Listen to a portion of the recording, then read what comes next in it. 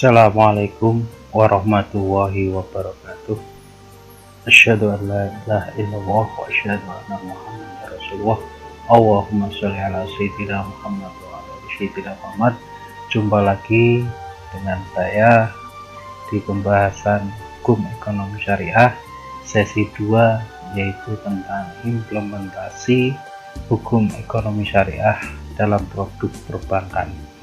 Sebelum mulai, silakan Anda bisa subscribe channel saya untuk bisa mendapatkan pemberitahuan langsung tentang materi-materi yang bisa dilihat dari penjelasan saya, karena kita tidak bisa tatap muka. Dan jangan lupa bisa follow IG saya ya, Iqbal Wak. Insya Allah saya fallback ya, dan batir untuk silaturahim, semoga jadi berkah, amin Allahumma amin. Baik, langsung saja meneruskannya dari sesi pertama. Kita ke slide tentang implementasi implementasi hukum ekonomi syariah dalam produk perbankan. Nah, prinsip syariah yang diangkat dalam undang-undang perbankan syariah adalah yang pertama, prinsip maslahah ya. Prinsip yang pertama adalah hal maslahah. Maslahah adalah tujuan pembentukan hukum Islam, yaitu mendapatkan kebahagiaan di dunia dan akhirat dengan cara mengambil manfaat dan menolak kemudaratan. Undang-undang perbankan syariah berorientasi pada pengembangan ekonomi berdasarkan nilai-nilai yang adil, bermanfaat, keseimbangan, dan keuniversalitasan, sehingga masyarakat Indonesia di masa depan akan mengalami peningkatan kesejahteraan ekonomi di atas landasan prinsip syariah. Hal ini dapat dilihat dalam tujuan perbankan syariah adalah perbankan syariah ya, bertujuan menunjang pelaksanaan pembangunan nasional dalam rangka meningkatkan keadilan, kebersamaan, dan pemerataan kesejahteraan rakyat. Nah, kemaslahatan ini memiliki 3 sifat. Yang pertama adalah daruriyat, sesuatu yang harus ada demi tegaknya kebaikan di dunia dan akhirat, dan apabila tidak ada maka kebaikan akan sirna. Sesuatu tersebut terkumpul dalam maqasidu syariah: memelihara agama, jiwa, keturunan, kekayaan, dan akal. Nah, mencari rezeki ini termasuk pada daruriyat karena bertujuan memelihara keturunan dan harta. Mencari nafkah dapat dilakukan melalui jual beli ya, murabahah, istisna, dan salam. Itu macam dari jual beli. Terus ada wadiah, musyarakah, ijarah, mudharabah, qard, wakalah, dan lain-lain. Nah, perbankan syariah dalam kegiatan usahanya ini berpedoman pada prinsip tersebut ya. Pertama pada pasal 1 ayat 20-25 dan ayat 29 yang berbunyi ya, simpanan adalah dana yang dipercayakan oleh nasabah kepada bank syariah atau unit usaha syariah berdasarkan akad wadiah atau akad lainnya yang tidak bertentangan dengan prinsip syariah dalam bentuk giro, tabungan, dan bentuk lainnya yang dipersamakan dengan itu. Nah, selanjutnya ada tabungan adalah simpanan berdasarkan akad wadiah atau investasi dana berdasarkan akad mudharabah atau akad lainnya yang tidak bertentangan dengan prinsip syariah, yang penarikannya hanya dapat dilakukan menurut syarat dan ketentuan yang disepakati, tetapi tidak dapat ditarik dengan cek ya, bilet giro, dan atau alat lainnya yang dipersamakan dengan Itu. Terus ada deposito, adalah investasi dana berdasarkan akad mudharabah atau akad lainnya yang tidak bertentangan dengan prinsip syariah, yang penarikannya hanya dapat dilakukan pada waktu tertentu berdasarkan akad antara nasabah penyimpan dan bank syariah atau unit usaha syariah. Selanjutnya ada giro, adalah simpanan berdasarkan akad wadiah atau akad lainnya yang tidak bertentangan dengan prinsip syariah, yang penarikannya dapat dilakukan setiap saat dengan menggunakan cek, biliet, giro, sarana perintah pembayaran lainnya, atau dengan perintah pemindah bukuan. Terus ada investasi, adalah dana yang dipercayakan oleh nasabah kepada bank syariah atau unit usaha syariah berdasarkan akad mudharabah atau akad lain yang tidak bertentangan dengan prinsip syariah. Dalam bentuknya, ya, bentuknya investasi itu ada deposito, tabungan, atau bentuk lainnya yang dibersamakan dengan itu. Terus ada pembiayaan, adalah penyediaan dana atau tagihan yang dipersamakan dengan itu berupa satu, transaksi bagi hasil dalam bentuk mudharabah musyarakah. Yang kedua, transaksi sewa menyewa dalam bentuk ijarah atau sewa beli dalam bentuk ijarah muntahiyah bi tamlik yang pernah kita bahas. Ketiga, transaksi jual beli dalam bentuk piutang mudharabah, salam dan istisna. Keempat, ada transaksi pinjam meminjam dalam bentuk piutang qard, ya, beda ya antara qard dan qirad, ya. Qard, ya, qardul ini pinjam meminjam. Kelima, transaksi sewa menyewa jasa dalam bentuk ijarah untuk transaksi multi jasa berdasarkan persetujuan atau kesepakatan antara bank syariah atau unit usaha syariah dan pihak lain yang mewajibkan pihak yang dibiayai dan atau diberi fasilitas dana untuk mengembalikan dana tersebut setelah jangka waktu tertentu dengan imbalan ujroh tanpa imbalan, baik itu dengan imbalan atau ujroh tanpa imbalan atau bagi hasil. Terus selain simpanan, giro, tabungan, itu ada wali amanat dalam bank umum syariah yang mewakili kepentingan pemegang surat berharga berdasarkan akad wakalah antara bank umum syariah yang bersangkutan dan pemegang surat berharga tersebut. Terus ada kedua, itu ada pasal 19 ayat 1 huruf A sampai D dan I yang berbunyi kegiatan usaha bank umum syariah meliputi menghimpun dana dalam bentuk simpanan berupa giro, tabungan, dan bentuk lainnya yang dipersamakan dengan itu berdasarkan akad wadiah atau akad lainnya yang tidak bertentangan dengan prinsip syariah. Terus menghimpun dana dalam bentuk investasi berupa deposito, tabungan, atau bentuk lainnya yang dipersamakan dengan itu berdasarkan akad mudharabah atau akad lainnya yang tidak bertentangan dengan prinsip syariah. Terus kalau sudah menghimpun dana, itu menyalurkan pembiayaan bagi hasil berdasarkan akad mudharabah, akad musyarakah, dan akad lainnya tentunya yang tidak bertentangan dengan prinsip syariah. Terus menyalurkan pembiayaan berdasarkan akad murabahah, akad salam, dan akad istisna atau akad lainnya, tentu saja yang tidak bertentangan dengan prinsip syariah. Terus menyalurkan pembiayaan berdasarkan akad qard atau akad lainnya yang tidak bertentangan dengan prinsip syariah. Selanjutnya, menyalurkan pembiayaan penyewaan barang bergerak dan tidak bergerak kepada nasabah berdasarkan akad ijarah dan atau sewa beli dalam bentuk ijarah muntahiyah bitamlik atau akad lain yang tidak bertentangan dengan prinsip syariah. Selanjutnya, melakukan pengambil alihan utang berdasarkan akad hawalah atau akad lain yang tidak bertentangan dengan prinsip syariah.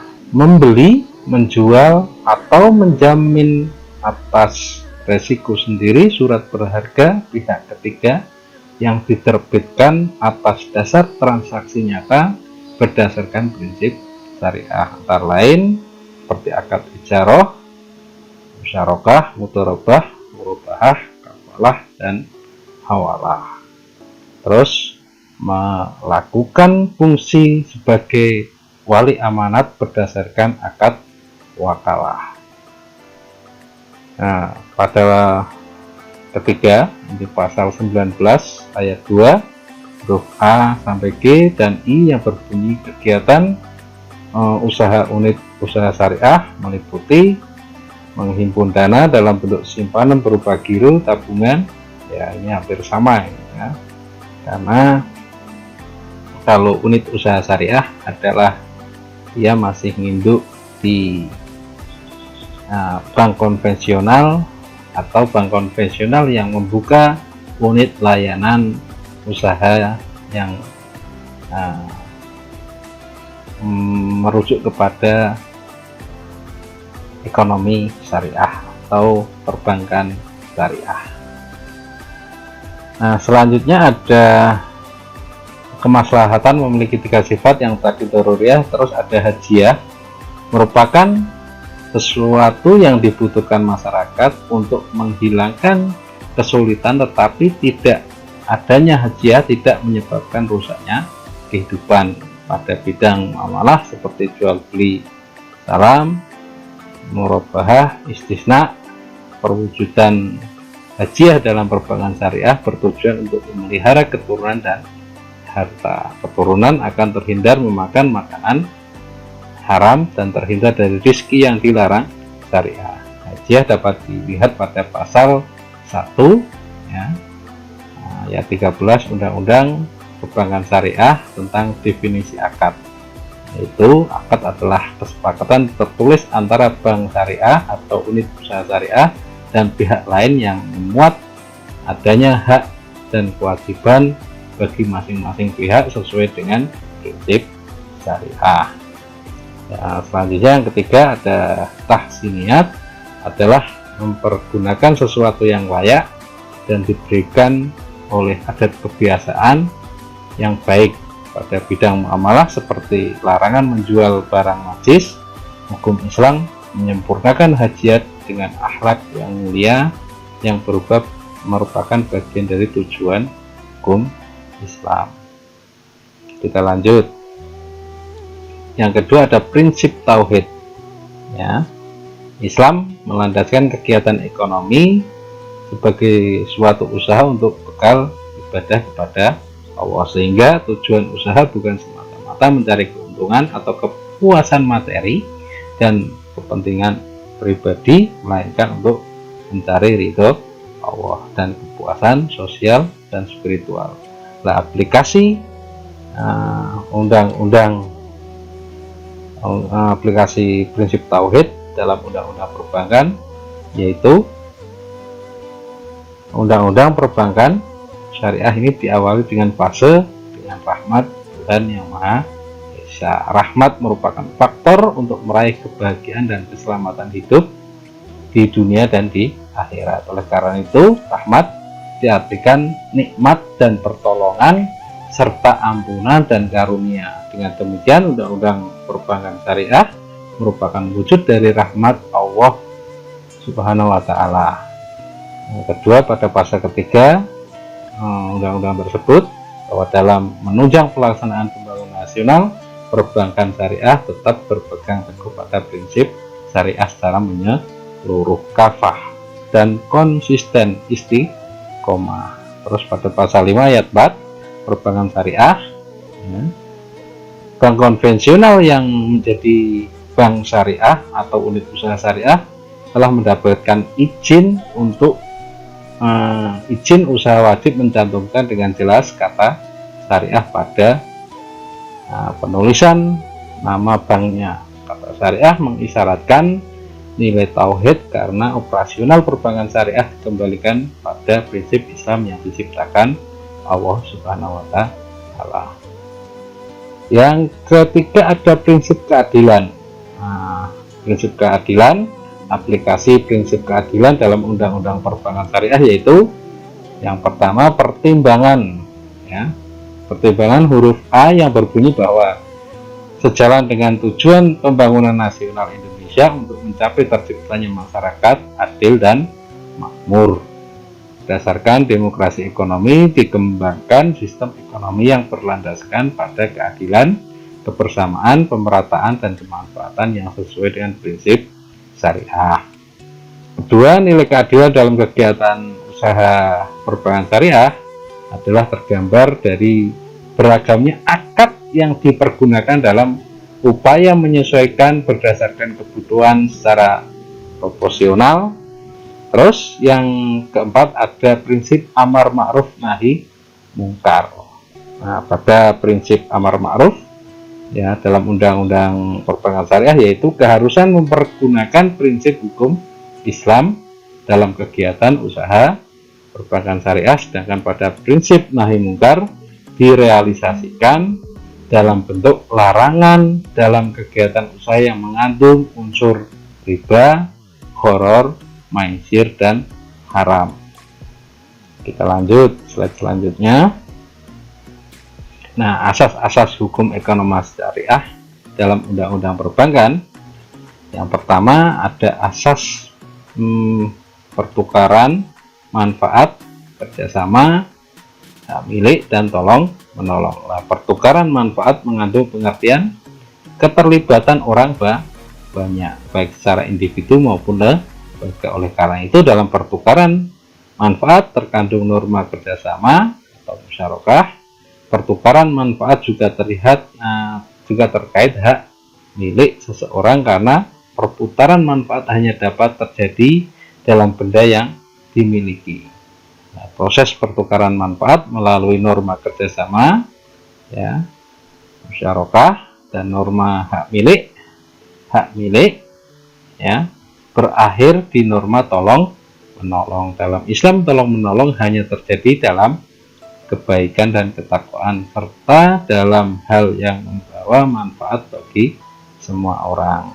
Nah, aplikasi asas-asas di dalam Undang-Undang Perbankan Syariah ada pada pasal 4 Undang-Undang Perbankan Syariah yang berbunyi, pertama, bank syariah dan unit usaha syariah wajib menjalankan fungsi menghimpun dan menyalurkan dana masyarakat. Terus menjalankan fungsi sosial dalam bentuk lembaga baitul mal, yaitu menerima dana yang berasal dari zakat, infak, sedekah, hibah, dan dana sosial lainnya, dan menyalurkannya kepada organisasi pengelola zakat. Terus menghimpun dana sosial yang berasal dari wakaf uang dan menyalurkannya kepada pengelola wakaf atau nadir sesuai dengan kehendak pemberi wakaf atau wakif, gitu ya.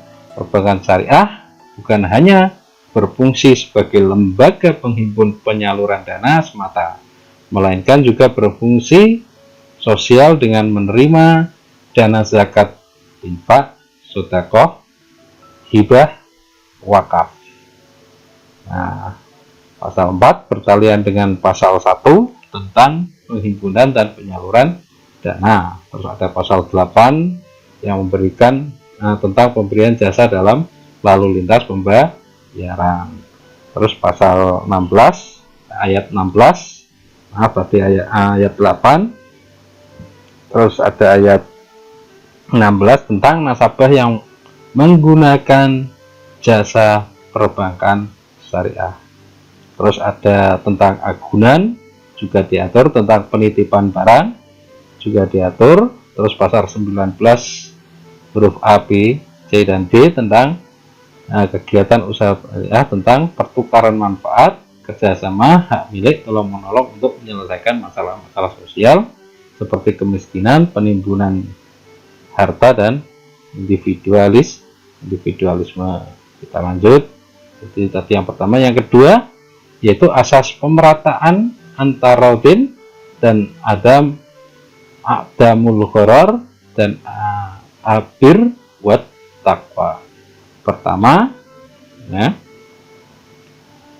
asas pemerataan merupakan penempatan manusia sebagai makhluk yang memiliki kesempatan yang sama untuk memiliki, mengelola, dan menikmati sumber daya ekonomi sesuai dengan kemampuannya. Nah, perbedaan agama, suku, jenis kelamin, tempat tinggal tidak menghilangkan hak dan kewajiban mereka bermuamalah antara sesamanya. Aplikasi dalam Undang-Undang Perbankan Syariah adalah pasal 2, yaitu perbankan syariah dalam melakukan kegiatan usahanya berasaskan prinsip syariah, demokrasi ekonomi, dan prinsip kehati-hatian. Nah, pada asas demokrasi, ya, demokrasi ekonomi terkandung nilai pemerataan, karena demokrasi ekonomi berarti kegiatan ekonomi syariah mengandung nilai keadilan, kebersamaan, pemerataan, dan manfaat. Terus pada pasal 4 tentang fungsi perbankan syariah yang bukan hanya menjalankan fungsi perbankan semata, tapi ditambah dengan fungsi sosial. Terus kedua, asas antarodin, nah, berarti saling merelakan atau suka sama suka, rela dalam bermuamalah atau kerelaan dalam menyerahkan dan menerima harta yang menjadi objek akad. Nah, aplikasi asas antarodin dalam Undang-Undang Perbankan adalah pada pasal 1 ayat 21 sampai 25 dengan definisi tabungan, deposito, giro investasi, dan pembiayaan. Terus ada 40 ayat 1 pasal 40 ayat 1 tentang kebolehan bank umum syariah dan unit usaha syariah membeli seluruh atau sebagian agunan nasabah. Terus ketiga, ada asas aqdamul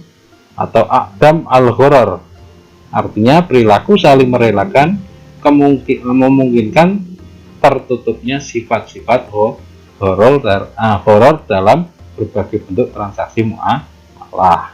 Al-gharar adalah sesuatu yang tidak diketahui atau tidak jelas.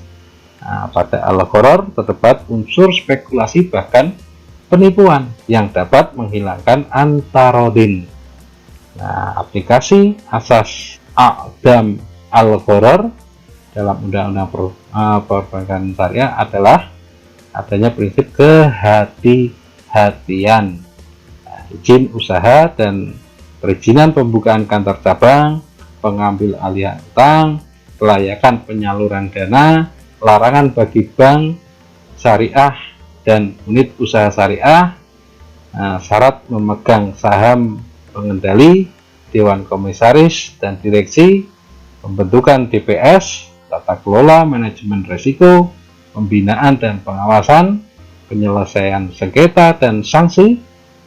Itu diatur semuanya secara mengikuti ekonomi Islam. Terus keempat, yaitu asas albir wat taqwa. Asas ini, ya, mewadahi seluruh asas muamalah. Artinya asas dalam lingkup fikih muamalah dilandasi dan diarahkan untuk albir wat taqwa. Albir artinya kebaikan dan berimbang atau proporsional. Maksudnya keadilan atau perilaku yang baik. Sedangkan at-taqwa berarti takut, hati-hati, jalan lurus, dan meninggalkan yang tidak berguna, melindungi dan menjaga diri dari murka Allah. Aplikasi asas albir wa taqwa dalam Undang-Undang Perbankan Syariah adalah pasal 26 tentang kegiatan usaha dan atau produk dan jasa syariah wajib tunduk pada prinsip syariah. Lanjut. Sudah habis. Oke, saya cukupkan sekian, ya. Semoga jenengan bisa menonton semuanya, karena kita nggak ada tatap muka. Kita hanya bisa melakukan, saya menjelaskan lewat video ini. Maka silakan jenengan subscribe kalau minimal jangan menontonlah video penjelasan ini sehingga bisa memudahkan pemahaman kita semua. Dan jangan lupa follow IG saya Iqbal Wok ya, insya Allah saya fallback dalam rangka menjalin silaturahim. Ada yang sudah pernah ketemu dengan saya 3 semester, monggo bisa follow, insya Allah saya fallback. Kalau nggak di fallback gimana, silakan dengan Anda DM ya. Terima kasih dari saya. Assalamualaikum warahmatullahi wabarakatuh.